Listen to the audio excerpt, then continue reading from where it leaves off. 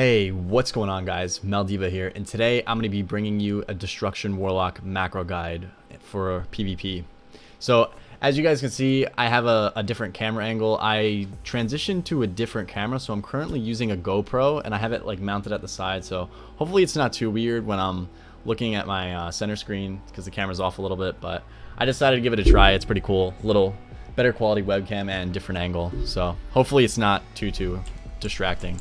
But anyways, let's jump right into it. So I got all my macros. I put them in the specific folder that I use for my Warlock so I can just do this video.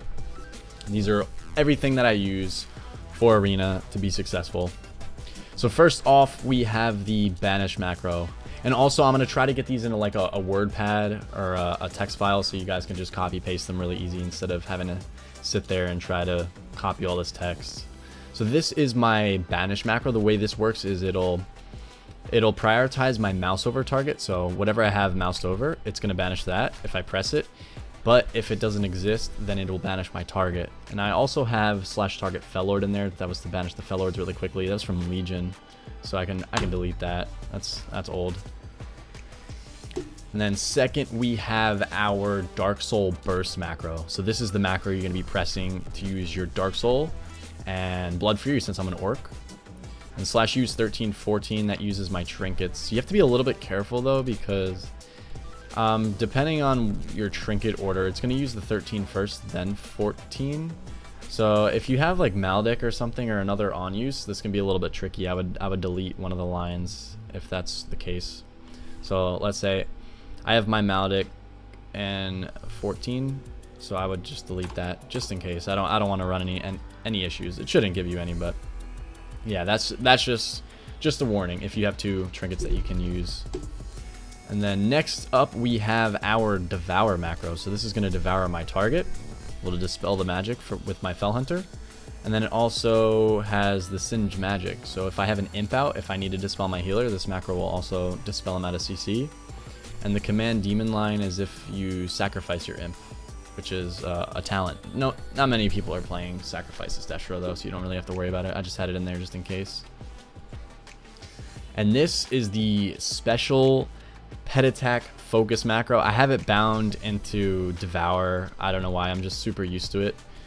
So this will prioritize the devouring your target or your focus, but it'll also at the same time send your pet to your focus. So this is what I'm spamming to keep my pet on the healer, and also I'm trying to keep the devours on the healer if it's like a druid and I can get their soul or an innervate or something like that.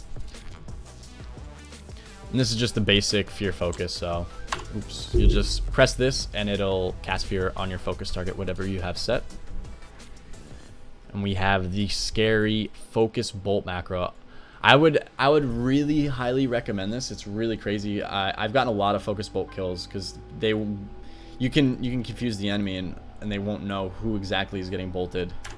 And I'm telling you, I've gotten a ton of kills with this. The healer's sitting at a pillar. I'm targeting the DPS that's in front of me. Let's say it's a DK or a warrior. He'll AMS or spell reflect, but I'm casting bolts at his healer at the pillar, and he doesn't expect it. And then healer gets 2-shot if you have enough supremacy stacks. Then we have the Havoc Focus. I mainly use this just to coil my focus. So I'll put that on the focus and then press my coil on my target, and then it'll coil both of them. And also I can use it for like conflags if I want to double root, or incinerates for really fast shard generation. Now hide frame text. This is kind of specific towards me. So I don't like the text, the frame text on my player portrait. It's kind of distracting and it makes it harder for me to see my own health and mana. So I use this macro to delete that. And I think it also does it for my pet too, because it says pet frame. So it'll delete the text on the frame. It used to be a setting in game that you can do that, but they kind of pruned that. So if you have the setting enabled, it'll put the text on your frame and your target. But I only want it on my target, so I had to use a macro to disable it on myself. And the Infernal macro, this is an @cursor Infernal. So normally, if you use the spell out of the spell book, see it has that little circle that you have to press. So you have to press the button, then press on the ground to do that. If you use the @cursor one, then it will just watch one button press and the Infernal drops. It's a little bit harder because you can't judge the max range of the Infernal, so sometimes like I'll miss an Infernal stun if they're a little bit too far out of the range because you're not able to see it. It just drops it right away. But for people that are close nearby, you can drop it on them and get the stun. Pretty handy. These 3 macros are all the same. This is what I use to target the enemy's pet. So if it's a hunter, I do it like every pet class: hunters, DKs, and warlocks. It's mainly for other warlocks if you want to banish the pet or fear it really quickly, and to keep immolates on it for shard gen and flashpoint. So that's what I use those for. And then we have the normal pet attack macro. So this will just send my pet at whatever I'm targeting, and then also it will prioritize my mouse over. So whatever I have my mouse over, it will start attacking it without targeting it, just like that. But then if I have something targeted, it'll prioritize that over the mouse over, which is it's pretty helpful. And then it sends my pet on assist as well. I don't know why I like to swap my pet on assist and passive depending on what I'm doing. So my pet attack will put it on assist, and then my pet pullback will put it back on passive, just so there's no chance that it sends it back out again. That's just my kind of preference. I put them in them on purpose just for that. So this will be the pet pullback. It puts it on passive and then presses the follow button, so the pet will start coming back. So these are the 2 macros that I use together. And then we have also the @cursor rain of fire. So I kind of probably, I mean, it's a little different because I made this in Legion. I think it was Legion where Destro just, their main rotation wasn't to Chaos Bolt. It was to like Incinerate, Conflag, and Rain of Fire. You were killing people with Rain of Fires. So you had to keep dropping them, and it gets annoying if you have to keep pressing Rain of Fire like this. And it was just so much more convenient to just use the macro like that. So once my shards generate again, or I guess I could do it manually, I'll just drop an Infernal so I can generate shards really quick. I'll show you guys what it looks like. It's the same thing as the Infernal. It's pretty handy if you're playing Supremacy and you're trying to get the stacks up really quickly. So now I'll just press the button once on my cursor and it'll drop the Rain of Fire. Just less input, makes it easier to play, easier to manage and all that. And then here we go, we have the Spell Lock, or the pet macros. So I have Command Demon. I don't think you need the Command Demon anymore. That's if you sacrifice your pet, which you only really do if you play Affliction. And then here is the Spell Lock button directly from my pet bar, so that I'll just use my counterspell on whatever I'm targeting. And then Shadow Lock, I think that was from a different pet. I'm pretty sure, isn't that? That was the old Supremacy. I don't know if you can do that anymore. That was the old one where you had the Doomguard, I think it was. That was the Doomguard Spell Lock. And then the second one is all of the same thing, but just on my focus. So if I want to kick my target, there's my target one. If I want to kick my focus, we got the focus as well. And that is that. So yeah, those are pretty much all of the macros that I use in Arena when I'm playing Destro Lock.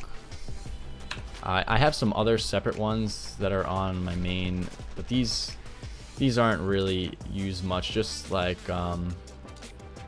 I like to hide the tooltip on a lot of my abilities, so I can stack them up. If you look at my bars, you can see like I have 4 Devours here, 3 Spell Locks.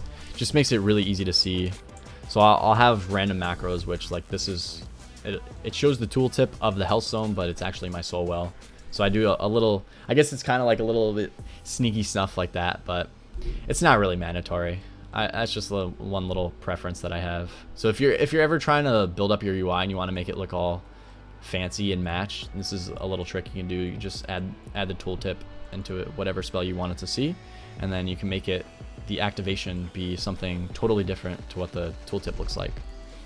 So yeah, I think that is everything. Thank you so much, guys. If you enjoyed this video, make sure to give it a like and also subscribe to the channel. Next video that I have planned, we're going to be going over add-ons. So I just wanted to drop that into a separate video. Just made sense. I want to keep everything simple, and people that are just searching for one specific thing can just go to each video and find out whatever information they want.